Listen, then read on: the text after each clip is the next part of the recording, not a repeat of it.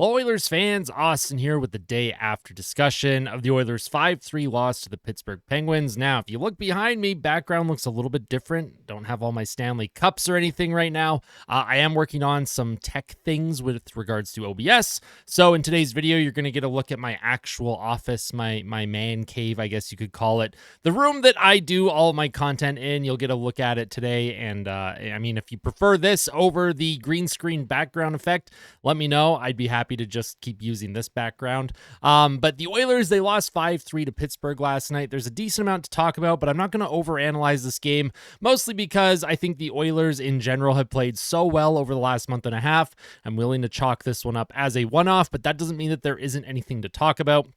So if you end up enjoying today's video, make sure to hit that like button. And if you really like it, make sure to subscribe to the channel if you are not yet subscribed. Also, a friendly reminder, tomorrow night against the Chicago Blackhawks, I will be doing a live stream commentary, which I very much look forward to. The live stream commentaries are so much fun. We have an absolute blast. I have more card packs to open as well during the intermissions, and maybe a few gifted memberships to give out. So if that's something that you're interested in, make sure that you're subscribed to the channel. You hit the little bell so that you're notified whenever I go live. And we're going to have a lot of fun tomorrow. Now, normally how these day after discussions work, for those of you who've been here for a while, you'll know, but for those of you who might be new, or if you just want a refresher, I timestamp every single topic so it's easy to jump around the video. Any specific things that you want to see or hear me talk about, everything's timestamped for you. So let's get right into it. The day after the Oilers Penguins, bottom of the screen were the some of the advanced stats from last night. The Oilers, of course, lost 5-3. Their expected goals for at 5-on-5 was 57.76%. However, something interesting to note, their high danger Corsi for was only 41.18%. Yes, at 5-on-5, the Pittsburgh Penguins last night outchanced Edmonton 10-7. So, you know, with regards to the shot clock and how many shot attempts the Oilers had, the Pittsburgh Penguins did a pretty good job of keeping Edmonton to the outside. They didn't let them get to the inside lanes very often. And when they did, Nedeljkovic was there to make the save. Cannot say the same for Stuart Skinner last night, unfortunately. Our topics today, a recap of the Oilers and Pens. There's a couple things I want to go over, especially with the NHL Edge Visualizer. Two of Pittsburgh's goals I want to talk about because I know we're very hard on Stuart Skinner after last night's game. And again, you want some saves, but there's a couple things I want to take a look at and I'll talk about. I also want to take a look at the Oilers if the playoffs started today and what the bracket would look like, because assuming the Oilers, Kings, and Golden Knights keep winning at the rate that they are, it's very likely Edmonton plays LA once again in the first round, and I do want to discuss kind of what that bracket looks like. I want to talk about who might be on the trade block for the Edmonton Oilers as well. This is not obviously related to the Oilers and Penguins, but we are in January. We are a month and a half away from the trade deadline. And I am curious to know who you think the Oilers should put on the trade block, and also what players we think we might want to acquire. And then towards the end of this video, I'll be answering your questions and comments from last night's post-game fan reaction. So if you did leave a comment on that video, or if you left a question, I will likely address it today. And that's something that I'm looking to do in the future on this channel. I do want to incorporate and engage the community a lot more than I usually do. I want to have segments like this dedicated regularly because you all support me very much, and there's a lot of questions and comments that I like to address. So I'm going to be doing that in today's video. So if that's something you enjoy and you want to see more of, make sure to leave that feedback below for me. And then, of course, just my general final thoughts as the Oilers get ready to face off against the Chicago Blackhawks tomorrow on Hockey Night in Canada. So let's start off with a recap of the Oilers and Pittsburgh Penguins. Now, I do want to go over the Edge Visualizer for Pittsburgh's first goal. The Oilers got off to a horrible start, and it all started near the beginning of the game, only 3 minutes in. We'll take a look at how Pittsburgh's moving the puck. I'll let you all watch it first before I actually analyze this one. Crosby, he moves it back to the point. Puck comes into this crease area, and then Rickard Rakell scores his 21st of the season. Now, we will slow this down. There's one spot that I'm going to pause it on. If you take a look at all the Oilers, they are all the white and blue circles. They're kind of running around. The Oilers are moving all over the place. They don't really look structured. There are 3 players high right now. They're trying to put a lot of pressure on the defenders. However, that leaves players open below the hash marks. Now, Ekholm's doing a good job tying up his man. Bouchard, he kind of loses Raquel here. Raquel has a free lane to get this rebound that popped out in front of Stuart Skinner. He has a free lane right here to just put that puck into the net, and by the time Bouchard reacts, it is far too late. And then the next one I wanted to look at was goal number 3 for Pittsburgh, because this is a bad one, and this was kind of the I don't know. This was the definition of how Edmonton was playing in the first 10 minutes of the period. So Kulak tries to get it out. The puck is intercepted by Pittsburgh. Now this is where things. Kulak's in the right spot here. He's pressuring his man. Emberson and Henrique, just watch what they do. Emberson, he's supporting. Now, this is good. Emberson, he's cutting off a centering lane here. That's a good thing. And Adam Henrique, he's trying to put pressure as well. They're trying to force this Pittsburgh Penguin down low to just throw the puck away into an area. If they go up the board, Zach Hyman can get there first. If he tries to reverse it, you have Jeff Skinner that can put a lot of pressure along the boards.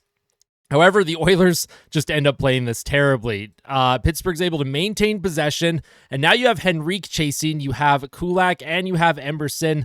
Watch how deep they get. Like, all three of them. All three of these Oilers, for some reason, are behind or along the goal line, and this leaves Kevin Hayes wide open. In the slot, Jeff Skinner, Zach Hyman, there's not much they can do. And look at Pittsburgh. They're literally in the middle of a change, too. Like, they're getting fresh bodies on the ice. The Oilers are just completely discombobulated. This is probably the one goal that I don't put any blame on Stuart Skinner, but it's just one of those situations where you really want some proper defensive coverage. Kulak, he may have had his best game of the entire season against the Boston Bruins, and then he followed it up with maybe his worst game of the season. And you know what? That's okay. Sometimes really good players have really bad games.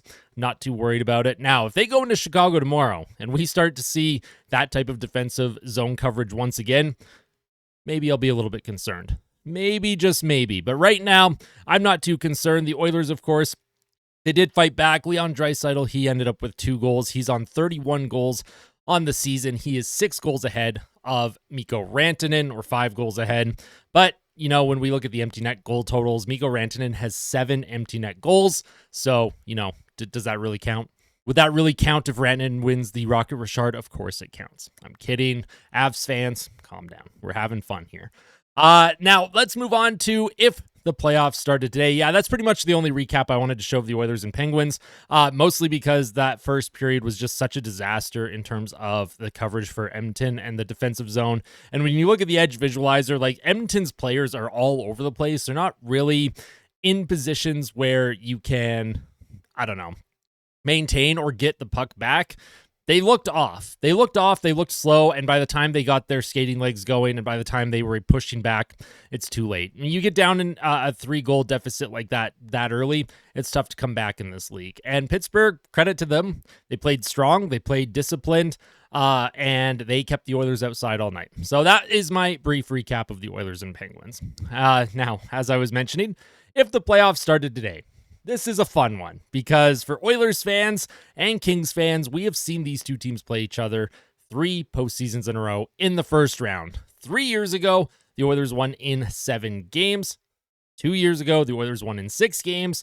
And then last season, the Oilers took out the Kings in 5 games. However, if these two teams match up for a 4th straight season, I don't think Edmonton is going to take out the Kings in 5 games. I feel like this is a series that would go 7. The way LA is playing this season and some of the improvements that they've made, and they don't have Todd McClellan and they don't have the 1-3-1 anymore. The LA Kings this season are an elite hockey team. They are elite on offense, they're elite on defense, and they have terrific goaltending. So let's talk about it. If the playoffs started today, this is what the Western Conference bracket looks like. Winnipeg would play Vancouver, Minnesota would play Dallas, the Oilers, of course, would play the LA Kings, and the Colorado Avalanche would play the Golden Knights. Now, this would actually be a very optimal situation if you're an Oilers fan, mostly because Colorado and Vegas are 2 teams that the Oilers probably have the worst chance in terms of a head-to-head matchup, other than maybe Winnipeg as well. Winnipeg has the goaltending factor. But Colorado and Vegas, these are 2 teams that have eliminated Edmonton in the past couple of seasons. 2 years ago, it was Vegas in round 2. Vegas went on to win the Cup. And then the year before that was Colorado. In the conference final, they swept Edmonton. They ended up winning the Stanley Cup that year as well. In fact, the Oilers have lost to the Cup winner the last 3 seasons, so we absolutely love that here in Oil Country. Anyways, so if Vegas and Colorado, if this were to hold up, and I think Colorado is better than wild card, just with how the standings are working right now, I do think Colorado will end up coming up. They'll either pass Dallas or Minnesota. Minnesota right now, tons and tons of injuries that they're trying to get over and deal with. I do think Minnesota's going to drop. That doesn't mean that they're a bad team, but I do think Colorado will end up in the C2 or C3. That's the Central Division, of course. But if this is how the season ended, having Vegas or Colorado out in round 1, and hopefully a series that goes 7 games where they beat the crap out of each other, that would be super optimal because the Oilers, if they get past LA, would play the winner of Colorado or Vegas. This is, of course, on BetMGM. This is the only website I could find that has like a if the playoffs started today style bracket, and this is something that I'm going to be keeping an eye on every couple weeks just because it's fun to take a look at, and it helps us prepare for what potential playoff matchups there could be and how the bracket would work. Of course, for the Oilers and Kings, if they meet for a 4th straight season, I don't know if that's good for ticket sales or bad for ticket sales. I don't know if that's good for advertisers or bad, good or bad, sorry. And, you know, I mean, as a fan, if the Oilers win, we're very happy, but it's one of those situations where I'm concerned that a team eventually is going to break through. If you look at the way Vancouver and Chicago played each other in the 2000s, at some point, Vancouver was going to beat Chicago, and they did. Right now, you have the Bruins over the Leafs, and at some point, the Leafs will beat the Bruins in a playoff series. Like, it's going to happen. I don't want to jinx the Oilers, but it's just one of those situations where at some point the Dragon will get slayed, and I really hope it is not this season. I would prefer if Edmonton did not play the LA Kings in round 1 just because of how good LA is, but if they do, at least the Oilers have that mental factor. Sometimes it is a mental game as much as it is a physical game. And I think in that situation, you have a lot of LA Kings. If the Oilers get up early in the series, go up 1 or 2 games, I mean, I think at that point, the LA Kings, they're gripping their sticks. You'd have the mental battle, you know, being won at that point. So we'll see how it plays out. Let me know your thoughts in the comments section, what you think that playoff series would be like if Edmonton were to play LA once again, and if you're excited for an Oilers and Kings potential fourth straight matchup in round 1. My God. Anyways, let's move on. Let's talk about who could be on the trade block for the Edmonton Oilers. Now, it's interesting. We have a player like Josh Brown who was signed to a 3-year contract back in July, and he did not make the team out of camp. He was put on waivers, sent down to Bakersfield. Nobody claimed him. Josh Brown, I don't think, is a good defenseman. However, he has given the Oilers some fairly quality minutes in his limited time with the team. He's played a few games. They've had him up and down a couple times. He's played the last 2 games, and he's actually played fine. Last night in the first period, he had a shot that was blocked. Puck went down. Vancouver. Pittsburgh ended up scoring. A lot of fans were obviously very disappointed in Josh Brown's play there, but not entirely his fault. There was a lot of things that happened before that goal went into the net, and of course, Stuart Skinner kind of whiffed on his blocker side. Josh Brown, interesting player. I am curious if they're playing him just to get a look and see if teams would take him, maybe in a package, because I know the Oilers, it is very public that they are trying to improve their defensive depth right now. They are trying to acquire another defenseman, likely a top 4 D-man. I don't know if they're going for a left or right shot. I would prefer a right shot D-man just so that Brett Kulak can stay on that third pair and play on his strong hand. I know he's given the Oilers quality minutes on the right side with Darnell Nurse, but I think the optimal situation would be to find a partner for Nurse full-time who is a right shot. And optimally, I'd like to see the Oilers acquire someone maybe even before the deadline. You want to give them time to get accustomed to the Oilers system, the coaching staff, who is going to play with who when it comes to the defense pairs. And I also think they want to get another top 4 D-man because Mattias Ekholm looks like he's getting a little bit worn out right now. I don't know if Ekholm's hurt. I'm just speculating. I don't like to speculate too much because Ekholm could be 100% fine. But the minutes that Ekholm plays with Bouchard, Ekholm is the one that is very... He takes a lot of load off of the rest of the defensive group in terms of the hard matchups that he's put up against. And no disrespect to Evan Bouchard, who I still think has had a good, not a great, a good season. Mattias Ekholm, he's a bit more physical, and he does do a little bit more out there when it comes to the defensive impact on the ice in the defensive zone. I'm not trying to discredit what Bouchard does in the neutral and offensive zone, but when it comes to the actual defensive zone coverage, Matthias Ekholm does a lot of work, and you worry about burnout for a player like Ekholm, who on the wrong side of 30 is getting up there in age. I think he's still fine, and I think he will be fine, but you do need someone that can maybe eat some minutes for him as well. So obviously defenseman is someone that they're looking at. Josh Brown on his own is not worth a whole ton in a trade. That's why I'm curious to know if they're playing him to try and package him, maybe with a pick and a prospect. I'm not sure. I don't know, but it is interesting that they are playing Brown right now over Stetcher, unless Stetcher's hurt, in which case it does make sense. Another player that I think could be on the trade block would likely be Kasperi Kapanen. Not because I don't think Kapanen has played poorly, but mostly because I think Kasperi Kapanen just isn't fitting with the system right now. He did start with Draisaitl in the top six when Arvidsson was down with injury. But over the last several games here, Kapanen has seen his ice time go down. He's seen himself bump down to the fourth line.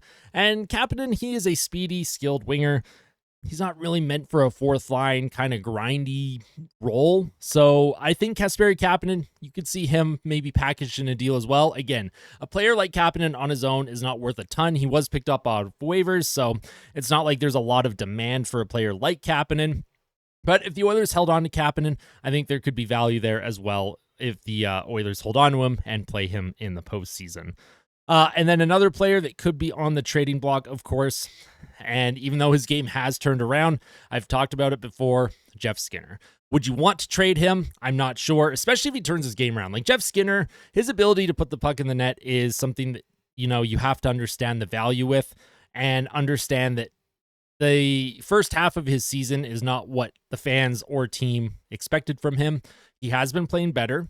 Last night he was fine, but he's not getting the ice time. He's just not getting the ice time. Chris Knoblauch just doesn't seem to trust him with a ton of ice time. And it's unfortunate because it seems like whenever he is on the ice with extended looks with either Draisaitl or McDavid, the puck ends up in the back of his own net through no fault of his own. But the coaching staff will look at that. They'll look at the box score. They'll look at the tape. And if they determine that Jeff Skinner at any point was at fault, it sucks, right? Like Jeff Skinner, I think he's really turning his game around. The last couple of weeks, he's played very well. I think he deserves an opportunity to keep growing and find a way back in the top six. But Jeff Skinner also controls his own destiny. Jeff Skinner is a player that has a no trade clause. He has a no move clause. He would have to approve any deal if the Oilers tried to move him. There would obviously, I think, be a lot of suitors for Jeff Skinner. There's a lot of teams that are always looking for some extra scoring depth. And for Jeff Skinner, he's never played a playoff game. If Edmonton wanted to trade him, I feel like he would tell them to F off because he wants to go on a cup run, right?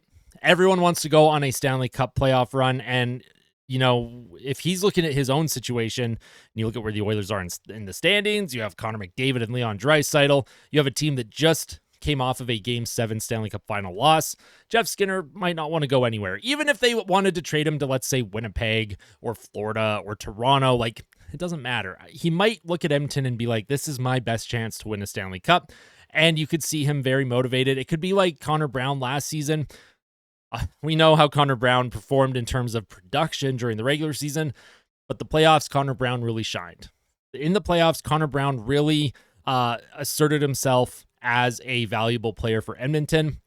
He was rewarded with a one-year contract extension. So for Jeff Skinner, maybe the regular season isn't where he wants to be, but maybe we'll find some value in the playoffs. Maybe he can be a third-line scorer, someone who, maybe I'm not comparing him to Fernando Pisani here, but maybe Pisani-esque in terms of you don't expect him to perform the way that they did in the playoffs. Pisani, we all know, had that magical 06 run. For Jeff Skinner, if he's able to provide that from the bottom six, third line scorer, I'd be very happy with that. What do you think, though? What do you think the Oilers should be targeting? Who do you think they should be targeting? What do you think their biggest needs are? Should they acquire a goalie, a defenseman, more scoring depth, a third line center, fourth line center? Let me know your thoughts in the comments on that one. Now, we're going to answer some of your questions and comments from last night's post-game reaction. There isn't a whole lot of questions, but there are some comments that I will go over, so let's take a look at a few of them. Jay Dirk, my question for video. Why does every goalie we play against stand on their literal head and become a literal wall? Well, that's a tough one to answer because I don't know. It does seem like that. Some of it has to do with the Oilers' inability to finish. Some of it has to do with teams. You know, when you go up against the Edmonton Oilers, if you're a team below them in the standings, even above them in the standings, you're trying to prove something. It's like the Oilers during the Decade of Darkness. It seemed like every time they went up against Chicago, who at that time were winning Stanley Cups and had Kane and Taves in their prime, it seemed like the Oilers were able to always play really well against Chicago, score a lot of goals, and get goaltending. I think this is a situation where other teams are like that against Edmonton now, where you are trying to prove to yourself, to the rest of the league, that you can go up against a team like Edmonton and shut them down. So I think there's a bit of, pride at play. I also think it's just some of it's luck. Some of it's just the Oilers' inability to finish on their own. But you are right. It does seem like a lot of times the Oilers go up against goaltenders, especially like backup goaltenders too. There's that meme in oil country where a third string goalie that is playing or starting, everyone knows that it's likely a loss for Edmonton. So that's a great question, and I enjoyed answering that one. Carolina Buckrush said, like you said, the Oilers have been tearing things up and winning so much. Every team has a stinker once in a while, so this is nothing to worry about. They'll just have to keep their heads up, and Stu needs to make sure that this doesn't rattle him. He's been lights out lately, and goalies will have a stinker every so often. And that's a really good point. And I did mention that in my post-game reaction last night. Going into last night's game, Stuart Skinner, he was 10-3-1 in his last 14 games with a .919 save percentage and almost 8 goals saved above expected, according to Evolving Hockey. If you're into the analytics, that is. And that's great. Stuart Skinner, of course, we know he can be up and down. It's like Skinner doesn't seem to have a middle ground. He's either like an elite goaltender, top 10 in the NHL, or he's like AHL level. And it kind of makes sense based on his age and NHL experience. Yes, he's been in the league. This is his third season as a starter, but he's still very young. He is still young in terms of goaltending standards, and I do think he will continue to get better. I do think he will find consistency. The thing is, like you said, Carolina, not letting a game like this get to him too much, right? So that's a good comment. Jay Dirk also said, do not lose faith in Stu. So just to add to that, absolutely. Dr. Sandwich says, at least they didn't give up, so yay. Exactly. At least they didn't give up. The Oilers did push back. They did put up a valiant effort.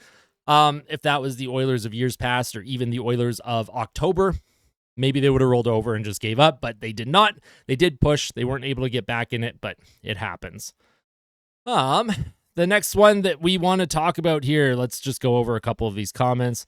Stu must have thought it was dodgeball practice or something. Oh no.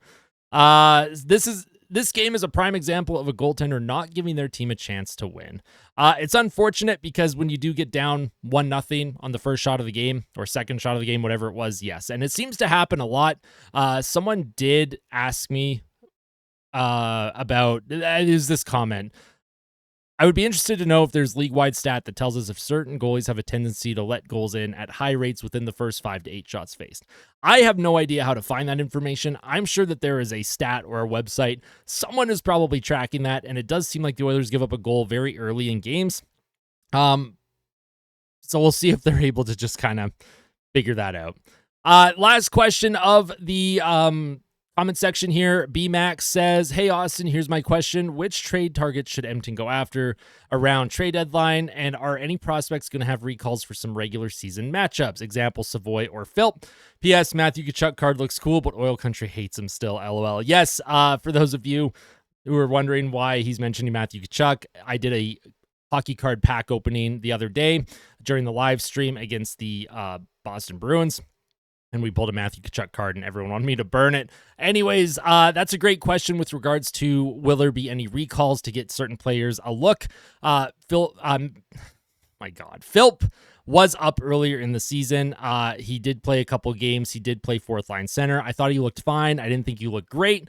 And Matthew Savoy was just named as a AHL All-Star, and he has been tearing it up in Bakersfield over the last month and a half. You could see Savoy come up, but right now it's tough to find room because a guy like Savoy, you likely envision him as a top 6 player. And Noah Philp is someone that you envision as a full-time third-line center, probably, hopefully next season. But if they're not confident in Derek Ryan or Matthias Janmark filling that fourth-line center role, I would like to see Noah Philp come up. With regards to the trade deadline, I did kind of already touch on that, so we'll just leave it there. But you can also let me know your thoughts and your trade deadline ideas in the comment section.